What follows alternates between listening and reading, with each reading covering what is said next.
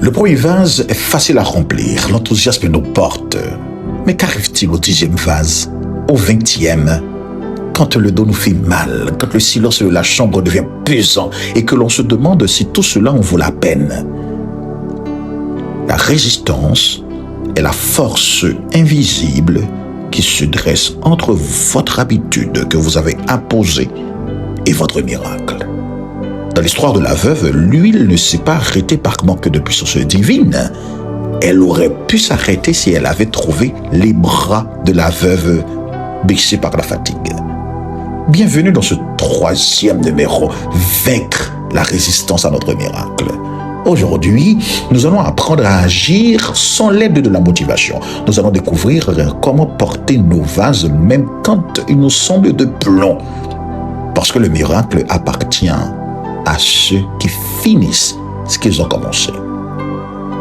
Prenez une respiration profonde, fortifiez votre esprit. Nous allons commencer. Nous allons voir les 3 secrets pour briser la résistance à notre miracle. Le premier secret, c'est la loi, c'est ce que j'appelle la loi de la porte fermée, le focus. Le prophète avait dit, ferme la porte sur toi. Pourquoi? Pour ne pas avoir à faire face aux sceptiques, pour ne pas les voir, pour ne pas être distrait par l'ampleur de la tâche aussi.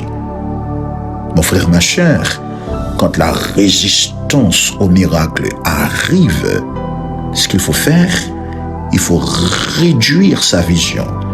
Ne regardez pas les 100 vases restants, les efforts à déployer. Regardez seulement celui que vous tenez maintenant.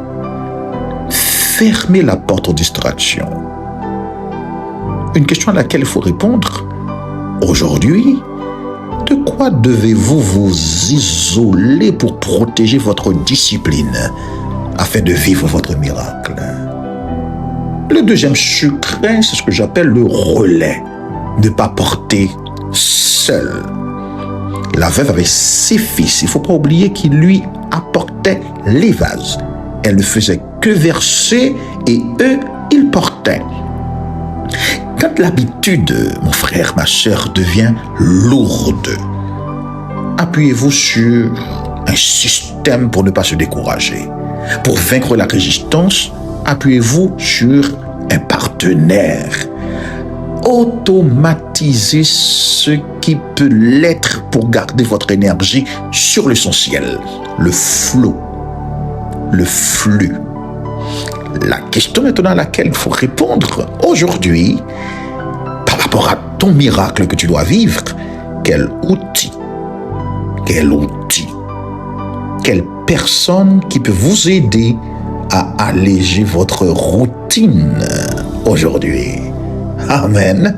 Le troisième clé pour rester focus et faire face aux résistances, c'est la vision du résultat. L'huile vendue. La veuve ne portait pas des vases pour le plaisir de porter.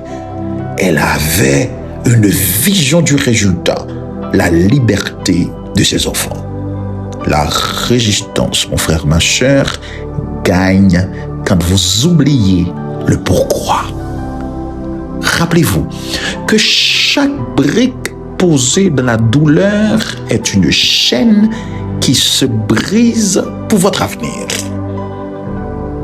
La question qu'il faut aussi se poser ce matin, à quoi ressemblera votre vie si vous ne lâchez pas ce vase-là maintenant en te focalisant sur la vision du résultat?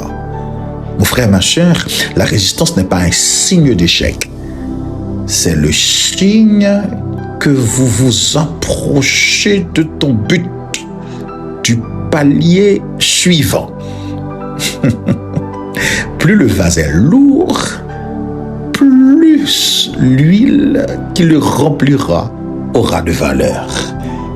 Oh Seigneur, merci pour ta parole ce matin et j'espère qu'elle a béni quelqu'un. Maintenant, déclarez avec moi, ma détermination est plus forte que ma fatigue. Je ferme la porte au doute et je reste connecté. Dites avec moi, chaque geste accompli dans l'effort compte double. Je ne m'arrête pas tant que le dernier vase ne sera pas plein. Amen, amen. Oh, j'espère que vous avez été bénis et je vous invite à reprendre votre flacon, à redresser vos épaules, à continuer à verser. Continuez à verser. Merci d'avoir tenu bon avec moi aujourd'hui. Je vous invite à cliquer sur la cloche si vous n'êtes pas encore abonné et partager cette vidéo à quelqu'un. Ça bénira quelqu'un d'autre. C'était votre frère, le pasteur Georges Petit Homme. À la prochaine.